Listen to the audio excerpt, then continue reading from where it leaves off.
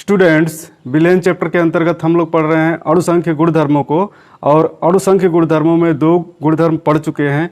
तीसरा गुण है हिमांक अवनमन, डिप्रेशन ऑफ फ्रीजिंग पॉइंट।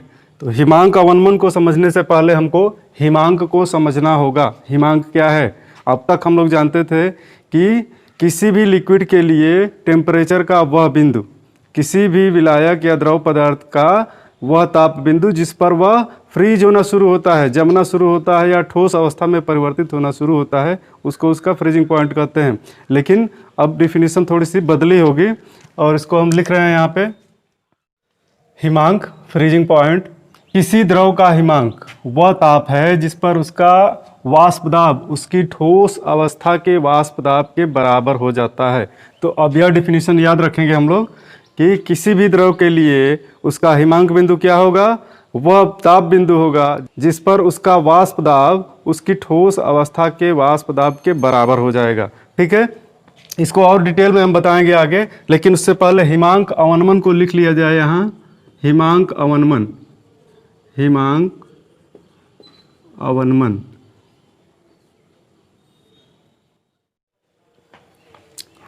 किसी विलायक में अवाष्पशील पदार्थ मिलाने पर उसके हिमांक में कमी आ जाती है और उस कमी को ही हम हिमांक अवनमन कहते हैं। तो यहाँ हम लोग पहले समझें हिमांक अवनमन को ग्राफ द्वारा। ठोस और द्रव के गतिक साम्य का हम उदाहरण दे रहे हैं। ठोस और द्रव के गतिक साम्य का, किसी पदार्थ की ठोस अवस्था और उसकी द्रव अवस्था के बीच क्या होगा? ठोस अवस्था का टेम्परेचर बढ़ाएंगे तो द्रव अवस्था में परिवर्तित होगा, द्रव अवस्था का टेम्परेचर घटाएंगे तो वह ठोस अवस्था में परिवर्तित होगा। उस तापक्रम पर हम चलते हैं जिसमें ठोस अवस्था द्रव अवस्था में उतनी ही मात्रा में परिवर्तित हो रही है जितनी द्रव अवस्था ठोस अवस्था में परिवर्तित हो रही है, और उसी को हम साम्यावस्था कहते हैं, इक्विलिब्रियम, साम्यावस्था। ठीक है, इस साम्यावस्था पर इस द्रव के लिए जो भी वाष्प दाब होगा वही वाष्प दाब ठोस का होगा। एक ग्राफ द्वारा इसको हम समझेंगे, और यह ग्राफ होगा वाष्प दाब, वेपर प्रेशर और टेम्परेचर के मध्य। किसके? एक विलायक हम लेंगे, उसकी ठोस अवस्था लेंगे और उसका विलयन लेंगे, उसमें अवाष्पशील पदार्थ घोलकर। तो ग्राफ उसी प्रकार बनेगा जिस प्रकार पीछे हम लोग ग्राफ बनाए थे। तो अगर ठोस अवस्था के लिए गतिक साम्यावस्था पर इसके ठोस अवस्था के लिए ग्राफ बनाया जाए, यहाँ टेम्परेचर 0 है, टेम्परेचर यहाँ बढ़ रहा है, वेपर प्रेशर भी 0 है, वेपर प्रेशर ऊपर बढ़ रहा है। ठीक है, तो ग्राफ अगर बनाया जाए ठोस अवस्था के लिए साम्यावस्था पर, तो ठोस अवस्था के लिए वाष्प दाब बहुत तेज़ी से घटता है, बहुत तेज़ी से कम होता है। ठीक है, और यहाँ क्या है? टेम्परेचर इतना है, टेम्परेचर यहाँ कम किए तो वाष्प दाब उसका तेज़ी से गिरा। लेकिन जब हम इसके विलायक का वाष्प दाब देखते हैं, जो द्रव लिया था उसी के ठोस के लिए ये ग्राफ बनाया, और उसी द्रव विलायक के लिए हम क्या कर रहे हैं? ये ग्राफ बना रहे हैं।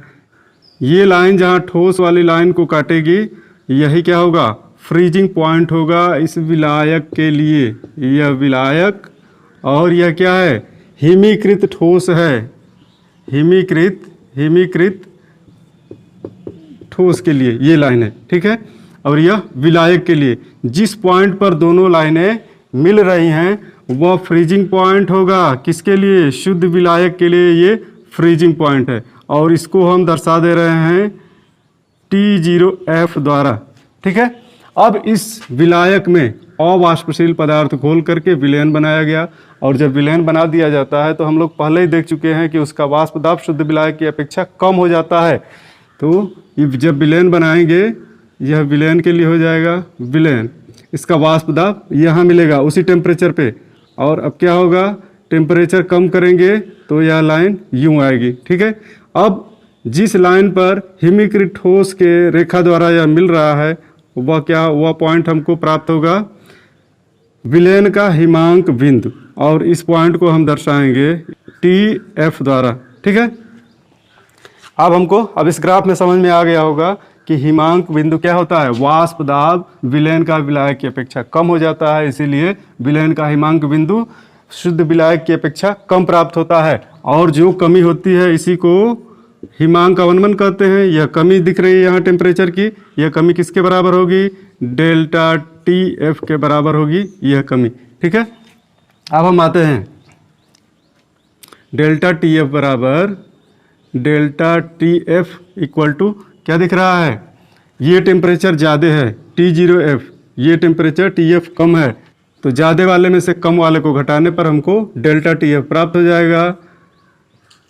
T0F माइनस TF, यह डेल्टा TF के लिए है। ठीक है, अब यहाँ लिख लेते हैं प्रयोगों द्वारा यह देखा गया है कि विलायक के हिमांक में अवनमन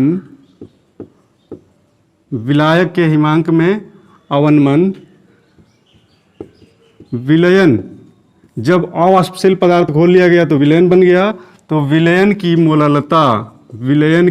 मोललता जैसे क्वथनांक उन्नयन में था, मोललता के समानुपाती होता है। यह प्रयोगों द्वारा देखा गया है। ठीक है, प्रयोगों द्वारा यह देखा गया है कि विलायक के हिमांक में अवनमन, हिमांक में कमी विलयन की मोललता के समानुपाती होता है। जो विलयन की मोललता है उसी के प्रोपोर्शनल होगा। तो इसको हम कैसे लिखेंगे? हिमांक में अवनमन, और हिमांक में अवनमन क्या लिखे हैं? डेल्टा टी एफ प्रोपोर्शनल होगा किसके? विलयन की मोललता, और विलयन की मोललता को हम दिखाते हैं स्मॉल m द्वारा। ठीक है, अब या delta T F equal to K F into M, यह फार्मूला प्राप्त हो गया विलयन के हिमांक में अवनमन और उसकी मोललता के बीच संबंध का। यहाँ के एफ एक कांस्टेंट है जिसको मोलल अवनमन स्थिरांक कहते हैं। यहाँ लिख दे रहा हूँ के एफ एक नियतांक है जिसे मोलल अवनमन स्थिरांक कहते हैं। ठीक है, अब क्या करेंगे? अगर हमको विलेय के अणुभार और डेल्टा टीएफ के बीच संबंध दिखाना होगा तो हमको इस m को एक्सपेंड करना होगा मोललता वाले फार्मूले से। ठीक है, तो यहाँ हम लिख दे रहे हैं, इसको एक्सपेंड कर रहे हैं, चूंकि मोललता के सूत्र से, मोललता के सूत्र द्वारा यहाँ क्या दिखेगा? m इक्वल टू विलेय के मोलों की संख्या बटे विलयन का द्रव्यमान किलोग्राम में। तो विलेय के मोलों की संख्या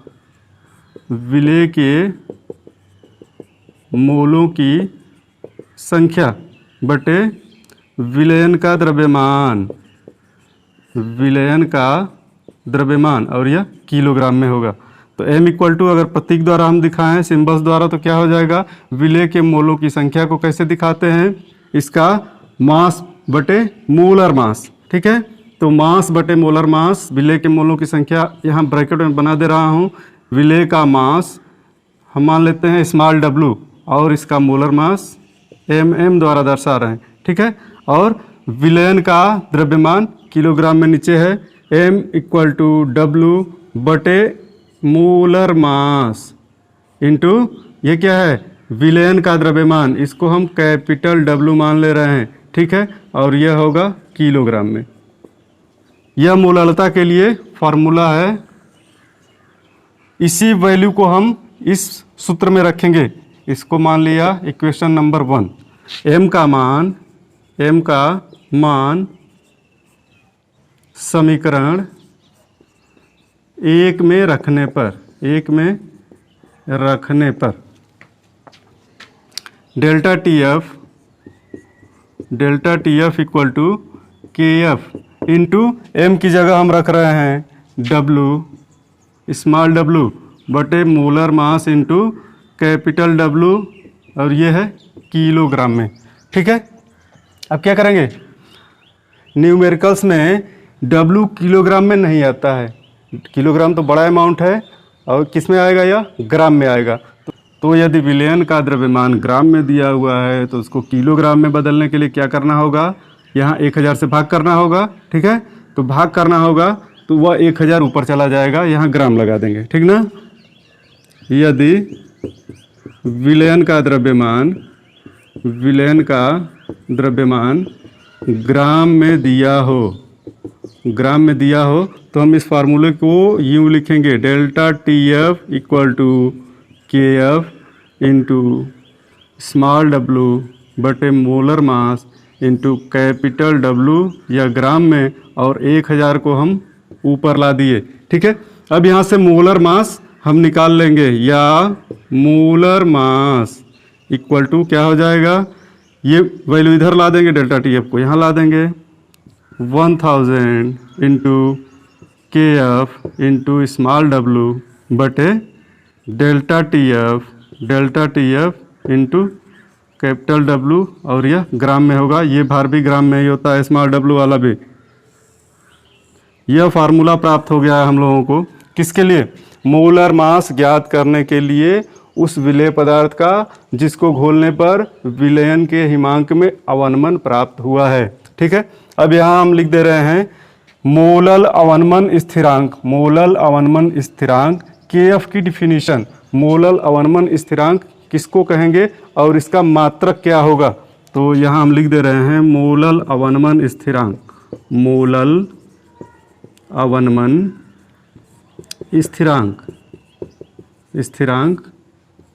KF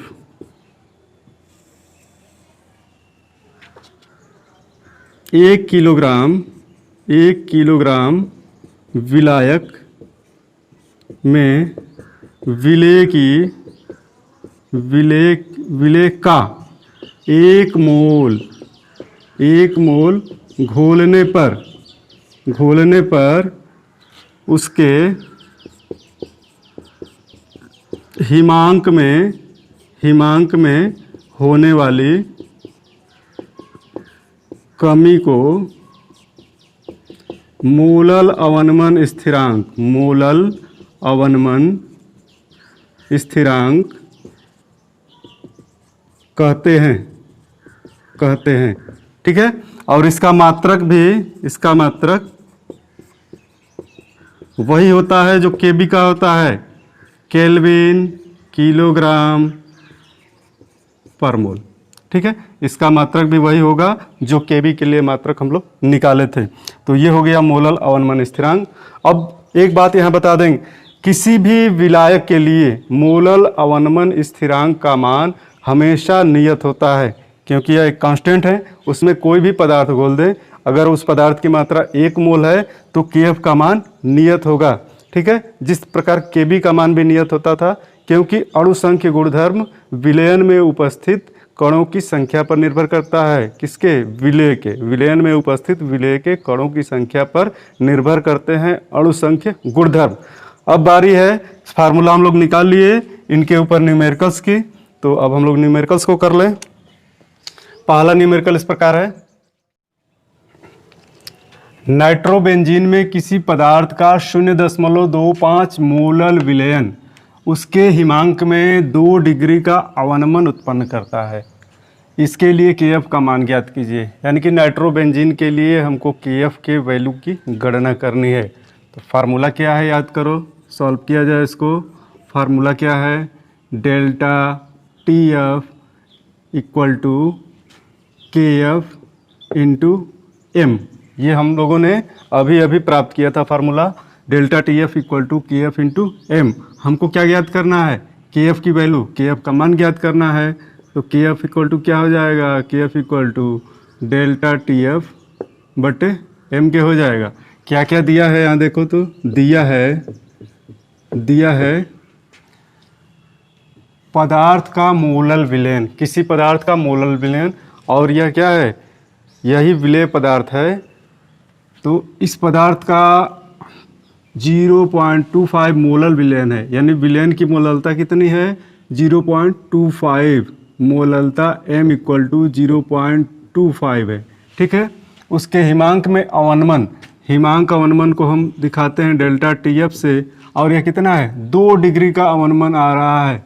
ठीक है, ये सेल्सियस में भी हो सकता है, केल्विन में भी हो सकता है, चूँकि यह क्या है तापांतर है, ताप का अंतर है, इसलिए चाहे डिग्री सेल्सियस में दिया हो चाहे केल्विन में दिया हो वैल्यू वही रहेगी, कोई दिक्कत नहीं है। ठीक है, अब हमको यहाँ से KF निकाल लेना है, वैल्यूज़ को रख देनी है। डेल्टा TF का मान है 2 और M का मान है 0.25, 0.25। तो यहाँ से हमको क्या मिल जाएगा, भाग देंगे 8 मिल जाएगा, इसलिए KF इक्वल टू 8। और KF के लिए मात्रक क्या था, केल्विन किलोग्राम पर मोल। ठीक है, यह है KF का मात्रक, ये हमारा आंसर है। ठीक है, अब हम चलेंगे दूसरे क्वेश्चन की तरफ, और दूसरा क्वेश्चन हमारा यूं है। क्वेश्चन है 50 ml बेंजीन और ब्रैकेट में इसका घनत्व दिया है, घनत्व बराबर 0.879 ग्राम प्रति मिलीलीटर में एक पदार्थ के 0.643 ग्राम को मिलाने पर हिमांक 5.51 डिग्री सेल्सियस से घटकर 5.03 डिग्री सेल्सियस रह जाता है। यदि बेंजीन के लिए KF का मान 5.12 केल्विन किलोग्राम प्रति मोल हो तो पदार्थ के अणुभार की गणना कीजिए। चलो देखो, ये बेंजीन क्या हुआ, विलायक हुआ। इसमें एक पदार्थ घोला जाता है जो विलेय है, उसका ये द्रव्यमान घोला जाता है, और ये हिमांक में अवनमन इतने से घट के इतने पर हिमांक आ जा रहा है। तो बेंजीन के लिए KF का मान ये दिया हुआ है पहले से, इसके अणुभार की गणना करनी है।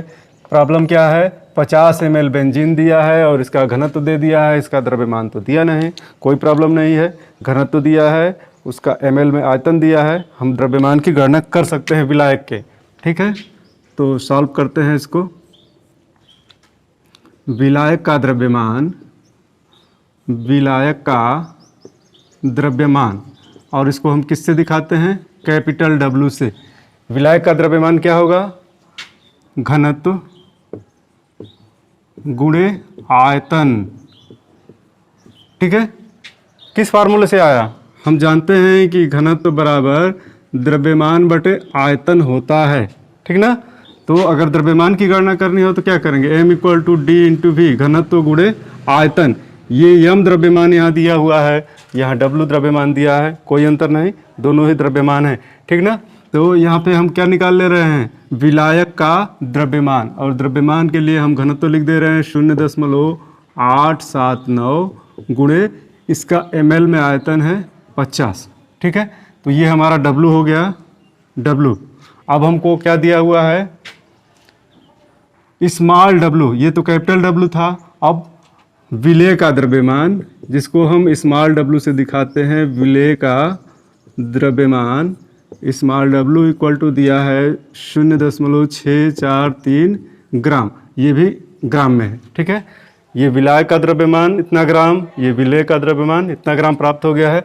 अब इसके हिमांक में अवनमन डेल्टा TF का मान क्या होगा, तो पहले हिमांक क्या था 5.51 डिग्री सेल्सियस, अब घट के हो गया 5.03 डिग्री सेल्सियस।